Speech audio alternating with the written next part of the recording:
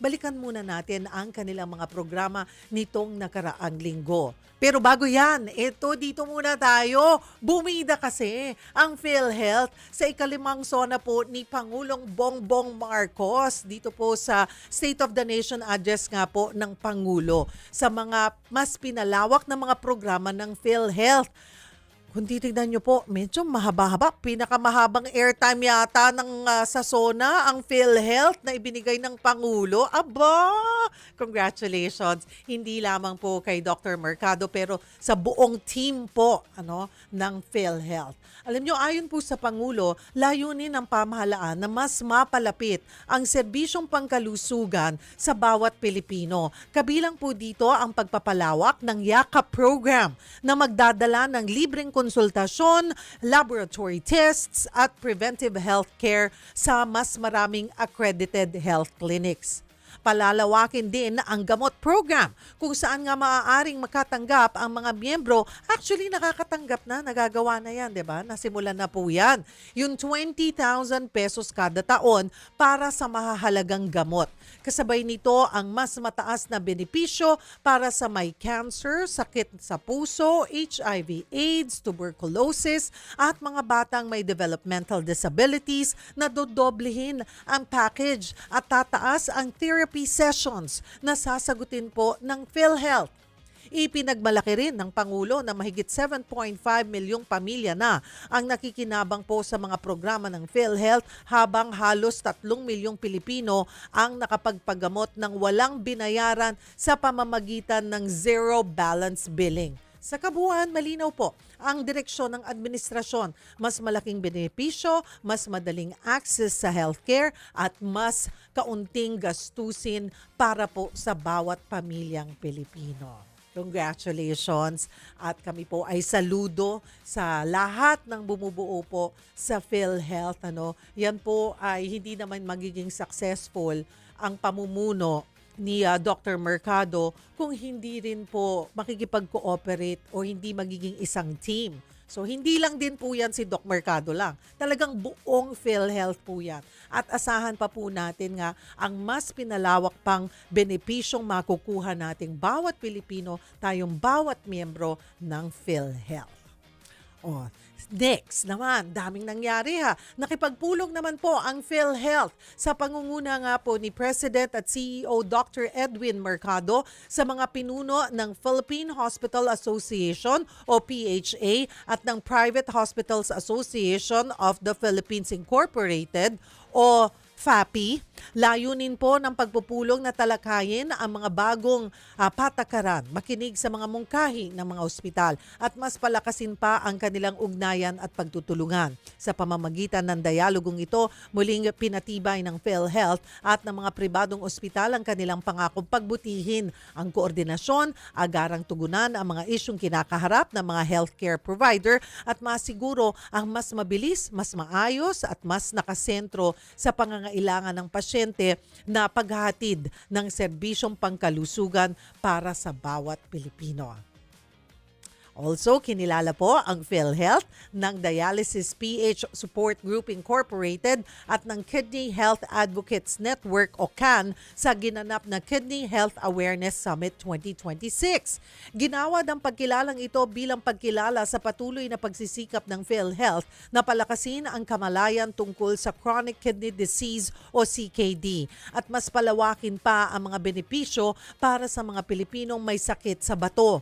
Isa sa mga malalaking hakbang ng ahensya ang pagpapalawak ng dialysis coverage. Noong 2025, umabot sa 36 billion pesos ang mga dialysis claims na nabayaran ng PhilHealth, patuloy ng malaking tulong nito sa libo-libong pasyente sa buong bansa. Sa kasalukuyan, sakop ng PhilHealth ang 6,350 pesos bawat dialysis session hanggang 156 na sesyon sa loob ng isang taon. Ibig pong sabihin, maaaring umabot sa 990,600 pesos ang kabuuang suportang pinansyal na matatanggap ng isang kwalipikadong PhilHealth member sa isang taon. Ang parangal na ito ay sumasalamin sa patuloy na pangako ng PhilHealth na gawing mas abot kaya at mas madaling ma-access ang nagliligtas buhay na dialysis bilang bahagi po ng layunin nitong maisulong ang universal healthcare para sa bawat Pilipino. At mga kapatid, alam nyo ba? Sa loob lamang ng unang 6 na buwan ng 2026, umabot na po sa 210 billion pesos ang healthcare claims na naibayad ng PhilHealth sa buong bansa. Ibig sabihin, milyong-milyong pamilyang Pilipino po ang nakatanggap ng tulong sa kanilang pangangailangang pangkalusugan mula sa panganganak, pagpapaospital, dialysis, gamutan sa malulubhang sakit at iba pang mahahalagang healthcare services. Patunay ito na ang mga kontribusyon sa PhilHealth ay nagiging tunay na serbisyong pangkalusugan, nagbibigay ng pag-asa, ginhawa at mas malaking pagkakataong gumaling para sa bawat Pilipino. Kaya wag po rin nating kakalimutan ang ating obligasyon bilang PhilHealth member, yung ating pong regular buwanang contribution, pagbabayad. Ang hirap, no? Pag nagme-menopause ka na talaga, minsan nababrain fog.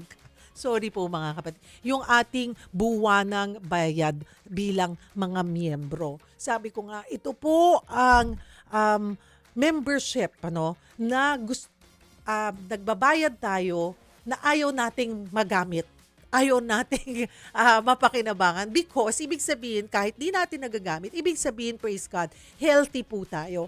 Pero mahalagang yung buwanan natin na pagbabayad ay nasisiguro natin dahil hindi po natin alam kung kailan natin ito kakailanganin. At least po, kampante tayo na hindi lamang po tayo, maging yung ating mga dependents ay anytime na kailanganin natin ay hindi tayo mag-worry, mga kapatid, na hindi tayo updated sa ating buwanang bayad po sa ating PhilHealth membership. No, mga kapatid. At check nyo rin, kasi kami po, kagaya ako'y voluntary member eh.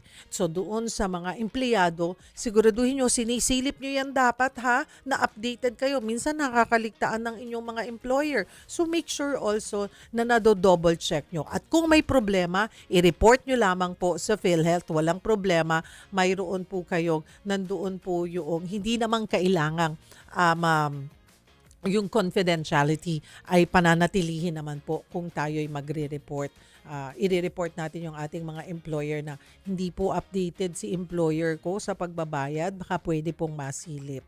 Pwede po kayong tumawag, i-check nyo lamang ang website po ng PhilHealth at makikita nyo po doon yung kanilang 24/7 na hotline number.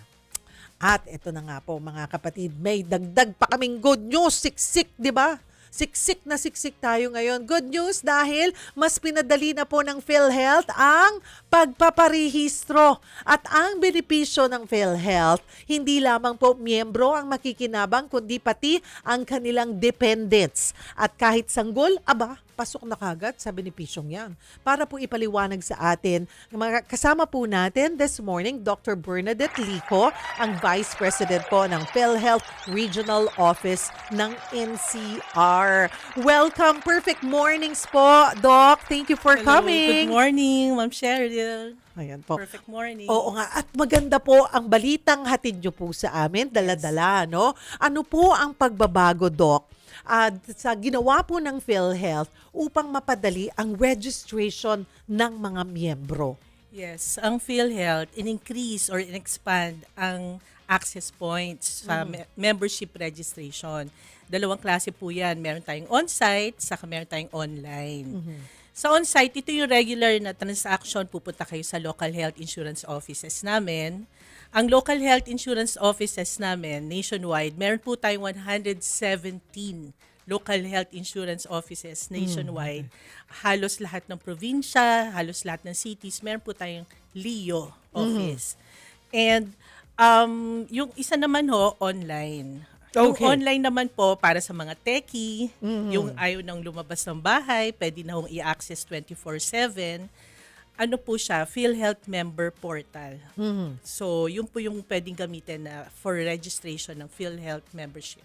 So hindi na po depende na nga po sa inyo ano po ang gusto nyong piliin doon. So para doon Doc Lico, para po doon sa mga first time applicants, ipaliwanag po natin yung step by step. Ayan, i-guide natin sila step by step process at requirements po sa online at on-site application. Ano pang unahin natin? Online. Online. Online muna. Yes. Okay, ito mga kapatid, doon sa online registration process. Go ahead po. Punta ko kayo sa website namin. Aha. Meron po tayong website.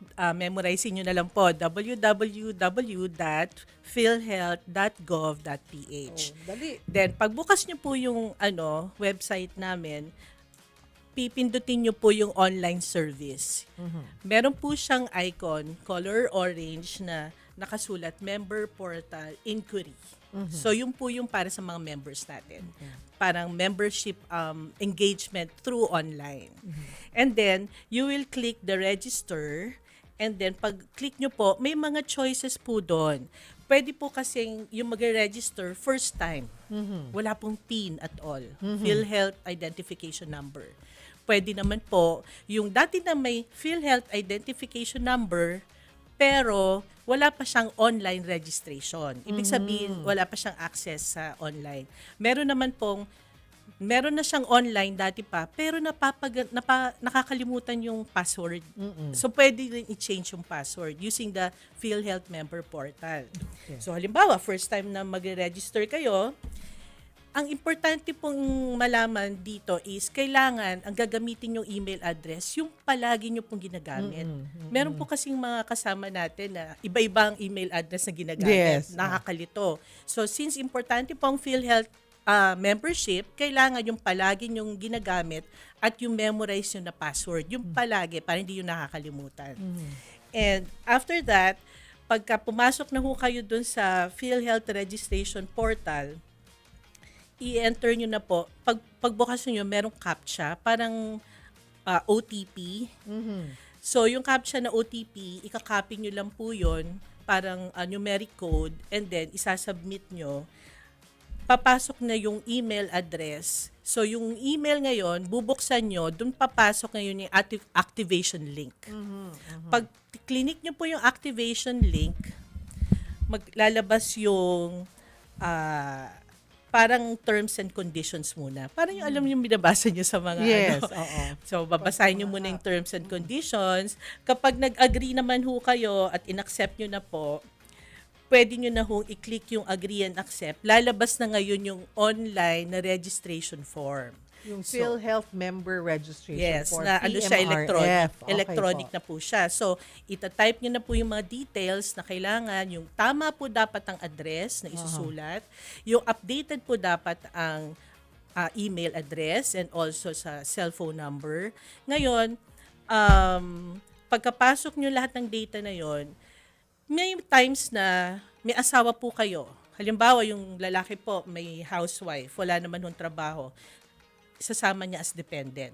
So, dapat ready po yung marriage certificate para i-upload po dun sa sa portal. Oo. Kapag isasama nyo naman po yung dependents na less than 21 years old, mga anak, kailangan naman po yung Birth certificate. Naka-ready Oo. po yan. Okay. So, pag in-upload nyo na po yan, papasok na po yan, then you submit. Ganun na po. Na-register Ganun na po. kabilis. Then, pag na-submit nyo po, mag-wait na lang po kayo usually mga 3 to 5 days. Pag hindi naman ho kasi nagmamadali, convenient po itong online registration. So, mga 3 to 5 days, makakatanggap na po kayo ng PhilHealth Identification Number. Yung PIN. Ngayon, sa True PhilHealth membership portal, pwede hong lumabas yung member data record. Yung member data record, nandun ho yung PhilHealth Identification Number sa yung mga details na pinasok nyo po. Para ma-check nyo po kung tama ho yung address, yung pangalan, birthday ng mga dependents. Tapos, kung kailangan nyo naman po ng electronic ID, kasi ayaw nyo nga hong lumabas, no? Pwede nyo hong ma-download siya through registration sa eGov app. So, ang eGov app, meron na pong electronic ID. Ako nasa eGov ako eh. Yes. Oo, lahat kasi doon mache-check mo eh. Minsan yung mga nangangailangan ng talagang physical ID, pwede na ho kayong pumunta sa local health insurance office para magpa-print ng physical ID. Tandaan nyo po, libre po 'yon, walang bayad. So, yung mga naniningil po na na printing ng ID, hindi po totoo 'yon. Dapat ho walang bayad. Walang bayad. Ang pag-print ng physical ID ng PhilHealth. So yan, mas pinadali. Ito, maganda rin na balita, yung partnership nyo po sa PSA, sa Yes. Philippine Statistics Authority. Yes. Ano po ba yung layunin nito at paano nito mapapadali yung serbisyo para po sa ating mga kababayan, sa ating mga kapatid? Yes. Natatandaan nyo po, meron kasi naging directive ang ating Pangulo na dapat lahat ng gobyernong agency kailangan merong mabilis at effective na process. So, through the directive, nagkaroon po kami ng partnership ang PhilHealth with the PSA, Philippine Statistics Authority, na kung saan yung serbisyo ng PhilHealth sa serbisyo ng PSA, pinagsama na po sa isang location. So, ang tawag po doon is co-location. Co-location. Yes.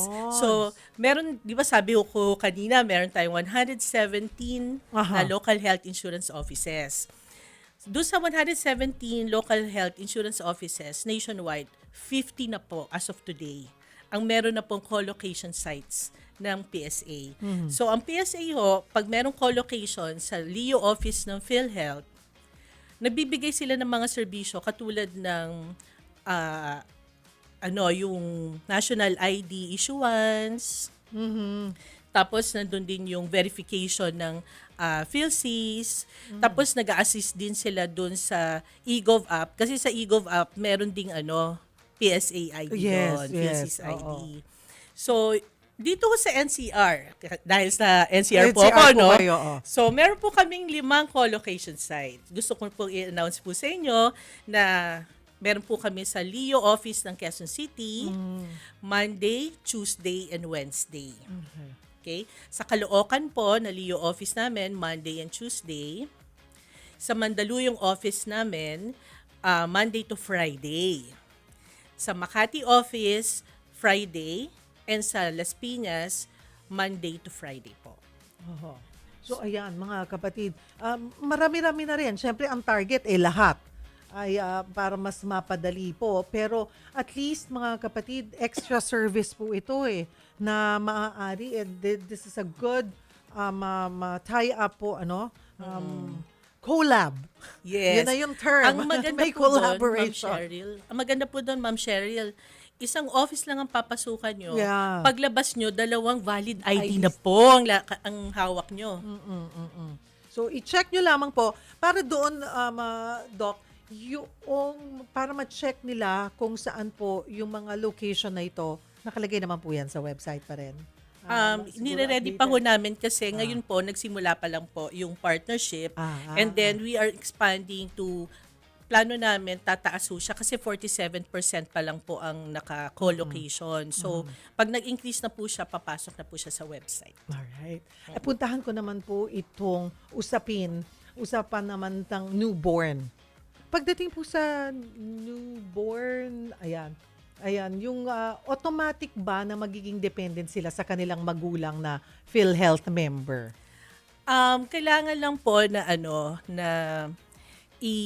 yung birth certificate po, kailangan makuha po 'yon at pwede ho silang i-register mismo kung saan sila ipanganak.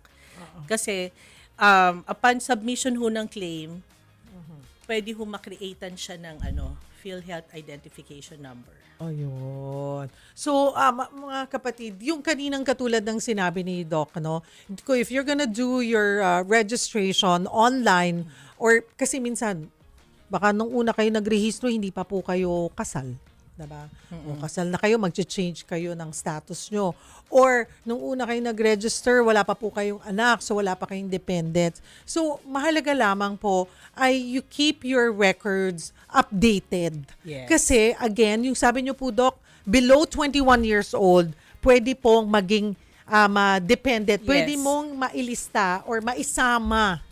Basta lahat ng anak mong below 21, pwede. Yes. Kung Yes. 10 man yung maging anak mo, na wag naman po sana. Ang hirap din nun. Pero kung kayo'y, happy to have a big family, yan po ay pasok. Ano? At kayong dalawang mag-asawa ay pwedeng Dependent yung isa. Halimbawa, housewife or Ah. husband yung isa. Pagka employed po Kung kasi, pareho kayong PhilHealth, mama-maximize nyo ba yun sa mga anak? Or isa lang ang pwedeng gamitin? isa lang ho ang pwedeng gamitin para mag-dependent. Aha. Kung halimbawa, 10 yung anak, 5 po dun sa isa, 5 po dun sa isa. Oh. Kasi magugulo po yung record namin Oo, kapag oo. doble. O yun, isa pag-usapan lang yung po. mag-asawa. Pero kung yung isa pong, kunwari kayo mag-asawa, yung isa po'y walang PhilHealth, pwede mong dependent yung Yes. asawa mo. Ayun. Pag hindi po siya employed, pwede po siya maging dependent. Oo, ayan. Siguro, Doc Lico, Lico, yung pong ating, before we say goodbye to you, again, ano po ang gusto nating muli paalala, mensahe po sa ating mga kapatid? Gusto kong ipakilala po sa ating idadagdag ko lang po sa aking i-take ko na po yung opportunity na to na meron ho kami bukod sa member portal, may iba pa ho kaming mga online services na provide para mas maganda at mas madali ang proseso ng mga members natin. So, meron po tayong tinatawag, sinabi ko na nga ho kanina, yung eGov app. Yes. So, sa eGov app, isa po tayo sa mga unang agencies na nakapasok po sa eGov app. And sa eGov app po kasi, pwede nyo na hong makita pwede na ho kayong mag-register as member, pwede rin yung i-register yung sarili nyo sa Yakap Yes. using the Oo, eGov app. yeah. At yung sinasabi nyo po kanina, tungkol sa contribution, naalala nyo po, kanina kailangan chine-check ho yung contribution. Doon. Sa eGov app, makikita na po. Yes, diyan ko chine-check yung yes. aking mga bayarin. Oh, ako nga po, 1999, kita ko pa po. Oh. So sa eGov app ho, makikita nyo yung Ayan, employers, employee share, nandun din po siya. PhilHealth. Tapos Member pati po yung claims history oh, na hospital kayo. Nag-start na nga lang ho kami, di ba namin na-update yung luma, pero latest po namin is 2025. Okay. Tapos, another thing is, pag na-hospital kayo, Ma'am Cheryl, di ba may times na hindi nyo po alam kung magkano ba ang benepisyo ninyo? Meron po tayong tinatawag na PhilHealth All Case Rate. So, dalawang way nyo po pwedeng ma-access to. Pag Android po yung cellphone nyo, Google Play, download nyo lang po yung PhilHealth ACR search. Or, diretso kayo sa website namin, pag in-scan nyo po, makikita nyo po yung ACR search. Ang ibig sabihin ng ACR search is all case rate search. So, di ba most of the time, pag na-hospital, magkano ba magagastos ko dito? Kulang yata ang pera na dala ko. Oo. Di ba? Gusto natin malaman kagad kung magkano yung kakaltasin para na benepisyo para sa PhilHealth. Malaki pong tulong yung all case rate search na app. Ayan, mga kapatid. So, ayan, makikita nyo po yan. Again, sa eGov PH. At nandoon din meron din doon sa digital services po ng PhilHealth. Yes. Yung PhilHealth ACR app. Ito po Yes, yun. yan nga ho yan. Ayan. Tapos meron din tayo yung Liveness sinabi nyo po check. kanina. Yun, yung kanina po sinabi nyo Liveness naman, check. yung kailangan i-check yung contribution. Halimbawa, employed naman po. Statement of premium account. Halimbawa po, employed. Oo. Employed naman po. Meron kaming system na EPRS. Ang tawag po doon, Electronic Premium Remittance Reporting System. Opo. Para sa mga employed sector yan. Binibigyan namin ng access ang peer, yung PhilHealth Employer Engagement Representative o usually HR ng isang company para ma-access lahat yung mga bayarin ng premium ng lahat ng empleyado. So, nache-check po doon yung billing, doon din nagbabayad, kaya nawawala ng gap. Kasi pag nagkaroon ng gap, may penalty na yung mga employed na na premium payment pag may gap ho. Ngayon, kayo po, sabi nyo kanina, voluntary kayo. So, paano naman nyo mache-check yung paano kayo magbabayad? Meron kaming SPA generation. Yes. Yun. Statement of Premium Account Generator. Yes, pag individual naman po yon. So, ngayon, pwede nyo po siyang i-access using spagen.philhealth philhealth.gov.ph. Diba? Okay? So, pag na-access nyo po yun, bibigyan kayo ng reference number. And then you can pay through GCash. So sa GCash, another online, na naman po namin yan, innovation. Yan lang po ba ang e-wallet na available?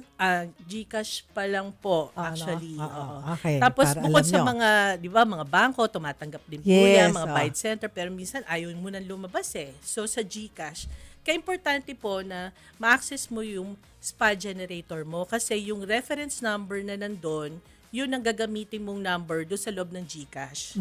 So, good news po, nasa loob na kami ng GCash, pipindutin nyo lang po yung bills, tapos government, tapos search PhilHealth. Ayun. Yun, makakabayad ka na po. Ganun kadali. Para hindi mawala yung bayad mo, kailangan meron kang SPA generator number. So ganyan po, yan po yung dagdag na digital services po ng PhilHealth, yung sa eGov, yung sa PhilHealth ACR app, yung statement of premium account generator o SPA generator, and yung liveness check. Yes, ito Ayun po yung PCU. Ayun. PhilHealth Check Utility. Ito ang pinaka-latest at pinaka-importante sa lahat. Kasi ang PhilHealth Check Utility, may 3 objective po yan. Data security. Bakit? Data security sa PCU po kasi merong facial Recognition. biometrics. Oo. So wala na pong theft ng identity theft na Yes. unauthorized Oo. na gagamitin yung identity ng ibang tao kasi ikaw na talaga yun eh. Tapos pangalawa, fraud detection. So, di ba meron tayong mga ghost patients? So, dito, liveness check. Buhay ka. Diba? Buhay. Yes. So ayan mga kapatid, ang dami pong mga benepisyo at maraming updated o mas pinalawak na services po na pwede nating magawa o makamit bilang mga PhilHealth member. Usapang newborn care naman po tayo. Kasama naman po natin PhilHealth Board Member, Dr. Carmencita Padilla. Perfect mornings, Doc Padilla. Good to see you again. Magandang umaga sa iyo at sa lahat ng nanonood at kikinig. Nakakatuwa po. Kwento ko lang, since salamat Doc Bispay, magkakilala na po kami ni Dr. Padilla at very passionate po siya talaga pagdating sa pag-aalaga sa mga baby. Ito po talaga ang inyong tinututukan. Doc Padilla, pag-usapan natin itong PhilHealth Newborn Care Package. Ano po ba ang sakop nito at bakit ito mahalaga sa bawat bagong silang na sanggol? Ang newborn package ay napakahalaga sa isang bagong panganak. Yeah.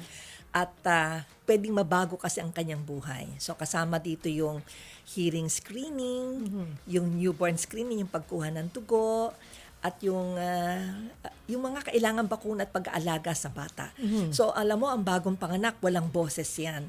Pero dahil sa PhilHealth, meron na siyang karapatan na magkaroon ng tamang simula sa kanyang buhay. At yun nga po yung sinabi nyo, yung Enhanced Newborn Care Package ng PhilHealth ay ang saklaw nito, Essential Newborn Care. Nakadalasan, ano bang mga chinecheck doon? Well, syempre, yung pag-alaga ng cord, yung sa mata pag-aalaga, may basic vaccine sa kailangan. Kaagad. At hearing screening is very important dahil hindi ito rin nakikita. At yung newborn blood spot screening, ito yung pagkuha ng dugo naman ay meron talagang mga sakit na hindi mo talaga makikita sa bagong panganak dahil mukha silang normal. Okay. Alam niyo, hindi rin po biro. Kadalasan kasi ito, lalo na kunwari po din nanganak sa tahanan. Minsan pag nakita na nilang healthy, hindi na nila muna papacheck sa mga 'di ba? Sa mga experts o dadalhin sa ospital. Pero mahalaga po mga kapatid, yung at saka minsan noon iniisip nila dagdag gastos po. Healthy naman si baby. Pag tinignan mo, healthy. Pero sabi nga nyo, Doc, hindi naman nakakapagsalita pa yan. Hindi naman magsasabi na, kailangan ko, check mo naman yung hearing ko. Or, Mami, check mo naman yung paningin ko. Hindi naman magsasabi yan. So, ang sako po nitong newborn care package, umaabot din po ang nakocover ng PhilHealth sa 5,752.50 talaga. Talagang may butal 5,752 pesos and 50 cents centavos yung halaga ng pakete. Yes. Napakalaking tulong po nun. Malaki po Isang yun. simpleng pamilya lalo na. Siguro ang mahalagang masabi ay saan man ka pinanganak, basta health facility, covered ka ng PhilHealth. So, ibig sabihin nun ay lying in, birthing center, ospital, dahil nakalagay sa batas na dapat merong newborn screening sa facility na yon. At isa-isahin po natin muli, Doc, ano? Ito pong mga serbisyong kasama sa package at bilang doktor na rin po, ay bakit mahalaga? Mahalaga talaga na ang nagpapatakbo kasi malaking bahagi po ng PhilHealth ay mga doktor. Kasi kayo yun nakakaintindi ng pag minsan, di ba, nire-revisit nyo yung mga, yun nga po yung target kasi ng pamahalaan, ng administrasyong ito, yung i-expand pa kung ano pa yung pwedeng maibigay na serbisyo. Di lamang po sa ating mga adults, pero kagaya sa mga baby. So, nakikita nyo na, teka, parang kulang ito, kailangan natin idagdag sa package. So, this time, ayan, yung isa, yung newborn screening nga po. Yes. Ayan po. Yung nabanggit nyo na yung kahalagahan yan. Yung newborn hearing screening. Yes. Ayan, kasama na rin. Ito pong hepatitis B vaccination pala, kasama na rin doon sa package. Kasama rin at hindi pa natin kaka-review ko pa lang ng coverage natin, hindi pa tayo 100% ha. Kaya malaki dapat ang kampanya na mabigay talaga itong bakunang to dahil pinoprotektahan niya talaga ang isang bagong panganak sa hepatitis na pwede naman talagang maiwasan. Pag linagay siya sa package, ang ibig sabihin nun, mahalaga siya para sa bagong panganak. At hindi siya kailangan bayaran, kailangan lang talagang gawin. Pero siguro ang magandang mabanggit dito, no, hindi lang tayo sa doktor na nanawagan, basta nagpapaanak. That means nurse, midwife at doktor. Kasama kasi ito sa lisensya ng facility na dapat siya ay nag-o-offer ng newborn screening. Sa lying-ins, no? Kasama May po, mga ganon. kasama po. Oo. Thousands across the country. Itong kagandahan. Magpa-accredit po kayo sa PhilHealth. Oo, Ang sayang. kagandahan ngayon ay across the country. Lahat po ng ospital, birthing center, lying in, RHU na nagpapaanak ay basta accredited siya ng PhilHealth, sagot po ang Pasok newborn to. screening. Yes. Ayan, mga kapatid, di ba? Newborn screening, newborn hearing screening, hepatitis B vaccination, vitamin K. Ayan po. Eye care, early skin-to-skin contact. Ayan po. At yung initial newborn assessment. Diba? Gusto nyo na hindi mukhang healthy lang yung baby nyo. Gusto nyo, nakakasiguro kayo na na-check ang baby nyo na talagang healthy sila. Kasi naalala ko nung lusog-lusog, okay na yan, diba? Di naman sinisibo, di naman nagkakasakit or maayos. Basta umiyak, healthy. Yun yung noon, pero hindi po. Napakarami palang pwede nyong maibigay sa inyong mga baby, mga bagong silang na sanggol, para masiguro na, sabi nyo nga, sa pagsisimula nila, na-check kagad sila. At isa po kayo talaga sa very passionate na advocate dito po sa pagsusulong na ito, sa unang yung kahalagahan na magawa po ito sa unang mga araw ng buhay po ng isang sanggol. Marami pong magulang, Doc, ang nagsasabing, yun nga, katulad sabi ko, mukha namang malusog, yung kanilang baby. Pero bakit mahalaga pa rin ipagawa at hanggang kailan, ano yung yung critical na dapat nasagawa yun, na nagawa po yung screening? Sa ngayon, 29 conditions or diseases na ang chine-check natin. Okay. Yung iba dun kasi, kapag hindi mo naagapan o nagamot ka agad within the first few days, pwedeng mamatay ang bata. Yung iba naman, kapag hindi mo na bigyan ng gamot in the first few weeks, nawawala na sila ng IQ points. Kaya nga ang slogan ng programa, Save Your Baby from Mental Retardation and Death. Kaya, bakit ginagawa sa bagong panganak? Dapat talaga after 24 hours, nagagawa na ang test. Tapos lalabas ang resulta in the next couple of days. Pag normal naman, wala nang gagawin. Pero kung positibo siya sa isa, may second test na gagawin. At pag talagang meron siya, sisimulan ang gamutan for life. Yes. So talagang sabi niyo po kanina, nasa 29 Na ang tinetest natin ngayon. Oo, gaya po ng mga ng ano po yun? Ang malamang sa mga nakikinig natin, narinig na nila yung G6PD kasi 1 in 60 yan eh. Oo. G6PD deficiency. Ang pinakamatinding nagkukos ng retardation early in life na marami tayo sa Pilipinas, ang congenital hypothyroidism. May kulang siyang hormone. Aha. Yung isa yung congenital adrenal hyperplasia, yun talaga in the first few days, pwede kang mamatay pag hindi kagad siya naagapan. May mga kondisyon tayo kung saan ang papalitan mo naman ay gatas. Kasi merong laman ng ordinary milk na nagiging lason sa katawan ng isang bata. Papalitan mo lang ang gatas and the baby can be normal. Pwede siya mag-breastfeed pero limited ang protein.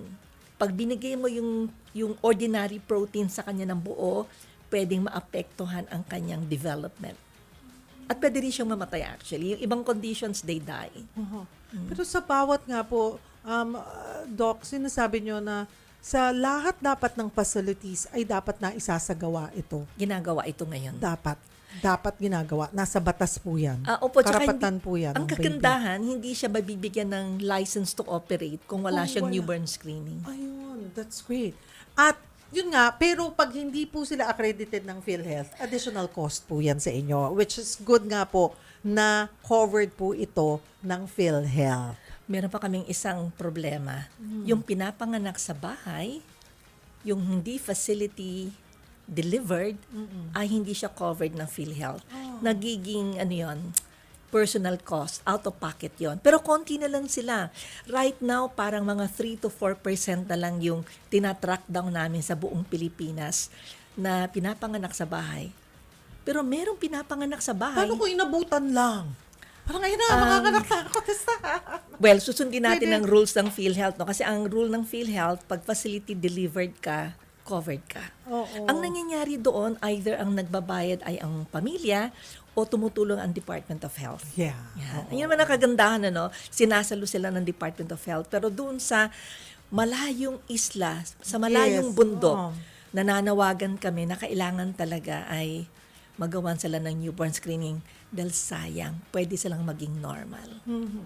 Ang sabi nga, very critical, sabi nyo, Doc, ay very critical po ang yung first 24 hours. Yes.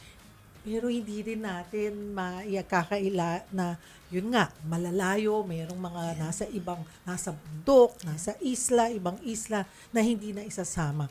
Pero okay lang po. Kung talagang lumagpas po ng 24 hours, na tayo magagawa. Pero hindi ibig sabihin nun, tapos na yung 24 hours, hindi na kailangan, wala nang saysay yung newborn screening. Hindi naman, di ba, Doc?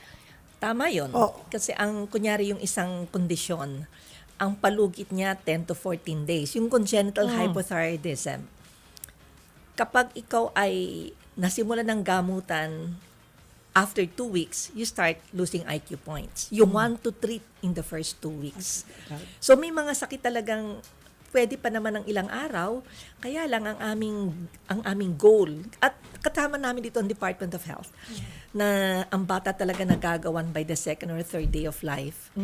And we're happy kasi 98% ang coverage natin sa 2025. Galing. Hindi natin magagawa yan without the Department of Health and the local government units across the country.